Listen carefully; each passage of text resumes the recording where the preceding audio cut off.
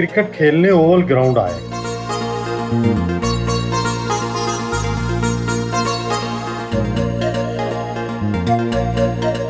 तालिब इल्मों के साथ क्रिकेट खेली।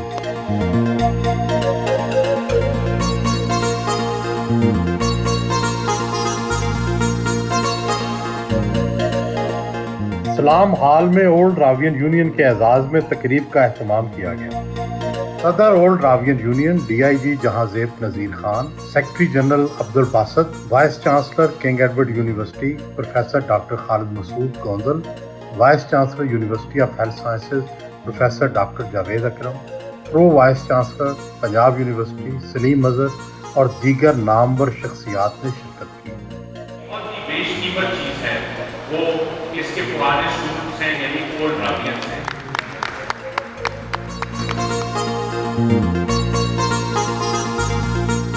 इंशाल्लाह कोशिश करेंगे कि आपको दोबारा इकट्ठा करें और भी काफ़ी मौके होंगे, लेकिन यकीनन साल के आखिर तक हम आपको फिर एक पूरा डॉक्यूमेंट्री प्रूफ प्रोवाइड करें कि जिसमें आप ये देख सकें कि किस तरह 2021 जो है वो एक मोस्ट एक्सेप्शनल ईयर था हमारा है।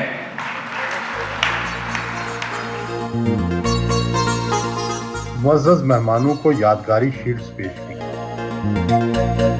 रात के वक्त ओवल ग्राउंड में ओल्ड रावियंस के हमरा डिनर किया। कोरोना की वबा आने के बाद ऑनलाइन एजुकेशन का रवाज आम हो गया है।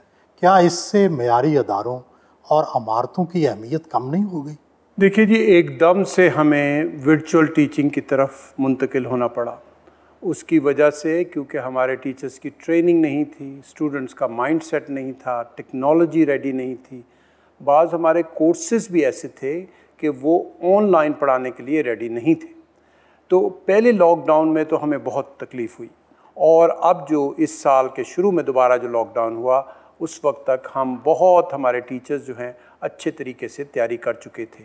अब ये कहने के बावजूद हम ये कहना ज़रूरी समझते हैं कि जो कन्वेंशनल टीचिंग है, जिसमें स्टूडेंट और उस्ताद जो है उसका ताल्लुक़ बनता है, जो क्लासरूम में खड़े होकर ना सिर्फ सब्जेक्ट पढ़ाया जाता है बल्कि मैनरिज़म, मेंटरशिप की जाती है, वो आप ई-लर्निंग के थ्रू अटेन नहीं कर सकते। लिहाजा हमारा ख़्याल ये है कि हम बहुत खुश हैं कि हमें दोबारा से कन्वेंशनल टीचिंग की तरफ जा रहे हैं। कैंपस खोल दिए गए हैं और हमारे टीचर्स जो हैं वो स्टूडेंट्स को क्लासरूम में पढ़ा सकेंगे। मौजूदा हुकूमत यकसा निसाब तालीम राइज करना चाहती है। बाकी दुनिया में इस हवाले से क्या सूरत हाल है और हमें क्या करना चाहिए? देखिए, यकसा निसाब तालीम से मुराद क्या है? एक टेक्स्ट बुक पढ़ाना नहीं होना चाहिए। यकसा निसाब तालीम से मुराद एक किस्म की लर्निंग आउटकम्स होनी चाहिए, चाहे वो किताब नंबर 1 से या किताब नंबर 2 से पढ़ाई जाए। हमने हर स्टेज ऑफ एजुकेशन की लर्निंग आउटकम्स डिफ़ाइन करनी है, और वो जो स्कूल अगर ए लेवल्स में पढ़ा रहे हैं, कोई इंग्लिश मीडियम में पढ़ा रहे हैं या उर्दू मीडियम में पढ़ा रहे हैं या मदरसे को अपग्रेड किया हुआ है, वो तमाम सिर्फ उस लर्निंग आउटकम के एग्ज़ामिनेशन दें। ये ना किया जाए कि उन पे मुसल्लत किया जाए कि एक ही किस्म की किताबें सारों ने पढ़नी हैं। उससे जो है उससे बहुत से इदारों में तालीमी मयार कम होने का ख़तरा है। आप लंदन स्कूल ऑफ इकनॉमिक्स और ऑक्सफोर्ड यूनिवर्सिटी से वाबस्ता रहे। बतौर माहिर मईशत पाकिस्तान की मुआशी सूरत हाल से किस हद तक मुतमईन है? ऐसे लगता है कि हमारी मईशत जो है वो एक बेहतर दौर की तरफ जाना शुरू हो चुकी है। तो हम पॉजिटिव बात करते हुए हम यही उम्मीद रखते हैं कि अगर हमें बहुत सी खराबी थी माजी में, तो अब हुकूमत जो है हमें कुछ बेहतरी की तरफ ले जा रही है। उसमें ये कहना बहुत ज़रूरी है कि अगर हमें अपनी मईशत, अपनी इकॉनमी, अपनी सोसाइटी में डेवलपमेंट करनी है जो कि सस्टेनेबल हो, तो हमें बहुत से फैक्टर्स की तरफ तवज्जो देनी होगी, जिसमें तालीम और सेहत सबसे ज़्यादा अहम है। इसके अलावा पाकिस्तान के लिए जो एक अहम मसला है वो यहाँ की इन्वायरमेंट का है। लाहौर में इस वक्त जो है इन्वायरमेंट ऐसी है, माहौल ऐसा है, पोल्यूशन ऐसी है कि जो दुनिया के बदतरीन शहरों में इसका शुमार होता है पोल्यूशन के लिए। आप गवर्नमेंट कॉलेज यूनिवर्सिटी के पहले वाइस चांसलर हैं जो ट्विटर पर सरगर्म रहते हैं। बाज़ औक़ात तो तनकीदी तबसरा भी कर देते हैं क्या कभी सरकार ने पूछ-गिछ तो नहीं की? पहले तो ट्विटर में जो सरगर्मी रहती है, ये मैं गवर्नमेंट कॉलेज यूनिवर्सिटी का एक तरह का फेस हूँ।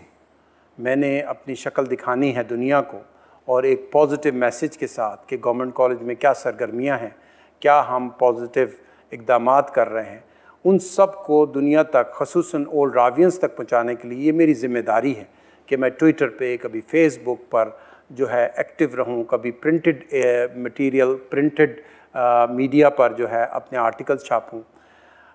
बाज़ औक़ात उसमें तनकीद करते हुए हमने ये नहीं देखना होता कि ये बात हुकूमत को बुरी लगेगी या अच्छी लगेगी। जैसे एक बात ये की गई कि गवर्नमेंट ने हमारी सरकारी यूनिवर्सिटियों की तरफ तनकीद करते हुए ये कहा कि शायद हम बहुत ज़्यादा इजादात नहीं कर पाते, हम बहुत ज़्यादा अच्छी रिसर्च नहीं करते कि हम कोरोना वायरस की वैक्सीन यहाँ तैयार कर सकें अपने मुल्क में। तो उसके जवाब में मैंने यही कहा कि अगर आप सरकारी यूनिवर्सिटीज़ को अच्छी लैब्स बना कर नहीं देंगे, अच्छी सहूलियात फ़राहम नहीं करेंगे, तो फिर आप ये एक्सपेक्टेशंस भी बिल्ड ना करें हमसे कि हम कोई जदीद तरीन इजादात कर सकेंगे अपने। तो ये कोई ऐसी बात नहीं है, इसको बड़े पॉजिटिव तरीके से लिया जाता है। इसी तरह की और भी कोई मैंने अगर तनकीद की है तो वो हमेशा पॉजिटिव ली जाती है। बहुत से लोग गवर्नमेंट कॉलेज में दाखिले के ख्वाहिशमंद होते हैं, ऊंची ऊंची सिफारिशें भी लाते होंगे, तो आप किस तरह से डील करते हैं? मेरा एक पहला एडमिशन था पिछले साल और मैंने पहले दिन से ये मोटो बनाया था कि एक भी एडमिशन बग़ैर मेरिट के नहीं होगा, चाहे उसकी सिफारिश कहीं से भी आए।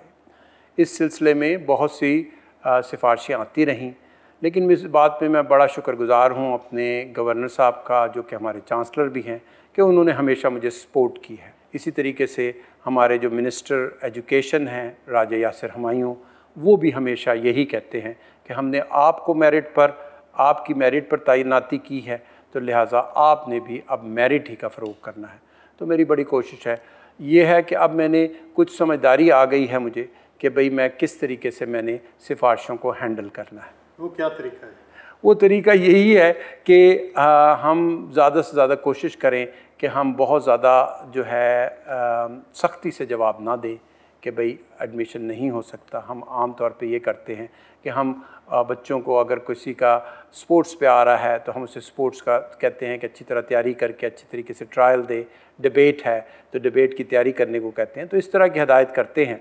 बतौर वाइस चांसलर किस चीज़ को अपनी कामयाबी गर्दानेंगे? क्या ऐसा कारनामा सर अंजाम देंगे जिस पर समझेंगे कि मैं कामयाब हो गया? सबसे बड़ी अच्छी कामयाबी हमारी ये होगी कि हमारे स्टूडेंट्स की तालीम का मयार इस तरह बढ़े कि उनकी एम्प्लॉयबिलिटी बेहतर हो जाए। फिर दूसरी कामयाबी ये होगी कि हमारा जो स्टाफ हमारा रिसर्च करता है, वो स्टाफ हमारी ऐसी रिसर्च करना शुरू कर दे जिससे सोसाइटल इम्पैक्ट क्रिएट हो। एक और कामयाबी ये होगी कि अगर हमारा अभी तक इंटरनेशनल रैंकिंग्स में वो अच्छा नंबर नहीं है, तो हम कोशिश करें कि हम अपनी इंटरनेशनल रैंकिंग में अपना बेहतर करें, अपना